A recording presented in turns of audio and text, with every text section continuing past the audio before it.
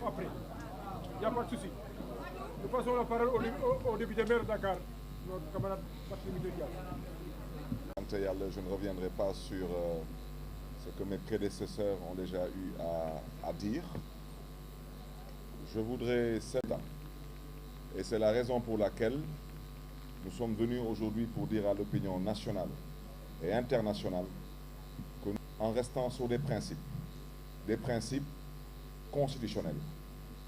Et à ce titre, nous comptons répondre demain dans l'après-midi à une marche silencieuse pour pouvoir, au besoin, l'Assemblée nationale du Sénégal n'est ni outillée ni habilitée à proroger le mandat du président de la République. La raison pour laquelle j'insiste là-dessus, parce qu'on veut nous divertir, mais il faut qu'on se comprenne. Dans quelques mois, si Macky Sall reste, vous comprendrez aisément qu'il sera le seul sous cette Assemblée nationale. Elle aura déjà fait ses 2 ans.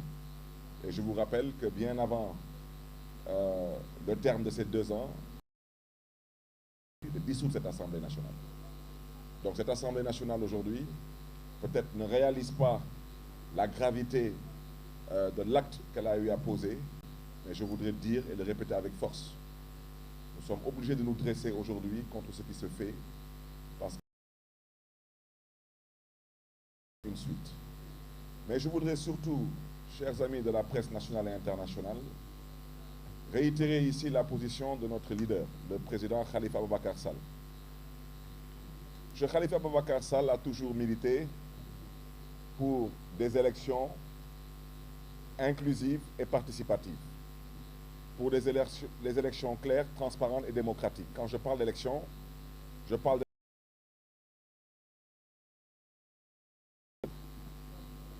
Nous sommes toujours dans cette dynamique parce que nous considérons que dans une démocratie, nous devons permettre à la démocratie de pouvoir respirer.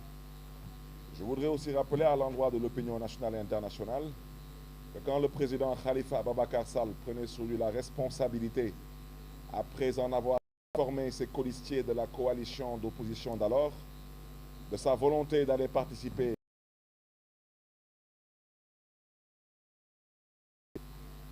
et qu'il fallait impérativement trouver des solutions pour le Sénégal de ses problèmes. Aujourd'hui, on nous invite, mais je voudrais vous rappeler aujourd'hui que le Sénégal n'est pas face à un problème.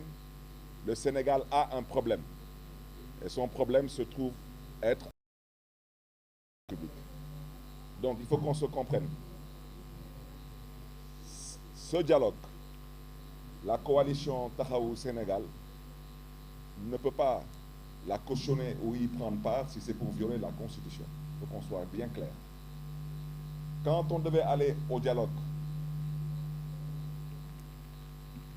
quand on devait y aller, et on a eu à le dire là-bas, dire que notre position, c'est que les inclusive et participative, qu'on doit organiser une élection et non une sélection, voire une élimination. Et ça reste toujours la position de principe de notre leader et de notre coalition. Donc, nous voulons aujourd'hui surtout appeler tous nos militants, tous nos sympathisants à rester sur leurs principes. C'est des principes de défense de la Constitution et des lois et textes en vigueur dans ce pays. Merci à vous. Il va résumer ça en Wolof.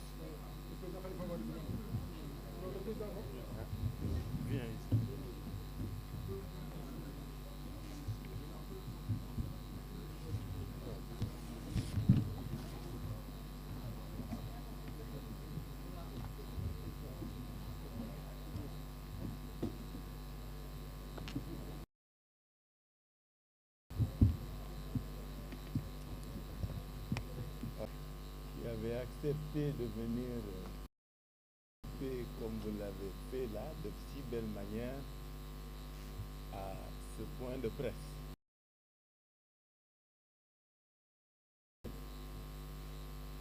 teewaay bi rafet na jekk na gërëm leen ci sant leen ci jamono bi ñu toll moo ko laaj. Il faut que le pays se se rassemblent.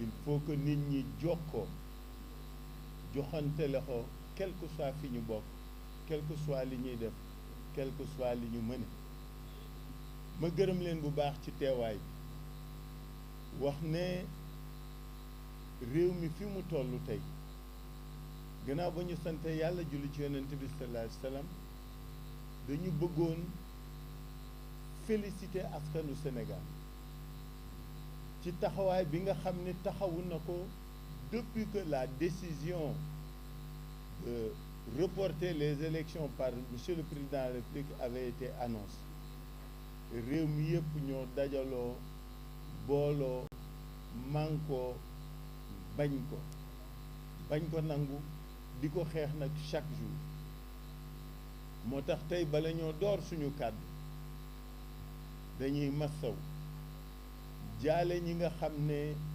ñàkk nañ ci seen bakkan xale yooyu ce sont des martyrs ce sont des héros de la démocratie sénégalaise de 2021 à maintenant combien de morts avons-nous enregistré dans ce pays dans des luttes démocratiques du ñu def leneen xeex seen yelleef ak seen droit moo tax ñu ñàkk seen bakkan je suis sûr que ñu nga yeewoo tey aljana firdaws en tout cas yàlla na ko yàlla def parce que eux se sont sacrifiés pour que ñun ñu mën toog fii di wax tey te loolu ku nekk ci ñun waru ko fàtte ma ne xale yu góor yooyu xale yu jigéen yooyu mag ñooñu nga xam ne dañu ñàkk seen bakkan ba keroog bi ma nekkee Fass Gueule Tapée maam Gorgui Ndiaye nga xam ni icône la ci réew mi li mu doon ci réew mi xëy na xale yi xamuñu ko mais képp ku xam sport ci Sénégal xam nga li maam Gorgui Ndiaye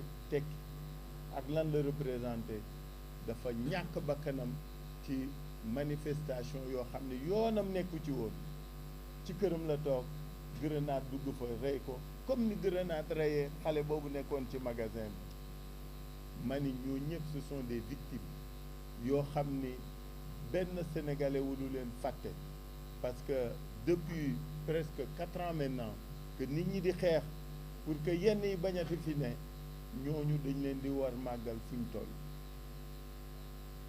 ñu màggal leen yéen it masawu leen journaliste yi sonn ngeen lool daj ngeen lu ne dund ngeen lu ne def nañ leen lu ne ñu di leen masawu mais nous vous connaissons debout déterminés constants courageux et prêts au sacrifice pour que yéen askan wi xam li xew mën bokk mën yëg mën xeex seen baat gën a jolli seen revendication gën a xame pour que démocratie bi gën a dëgër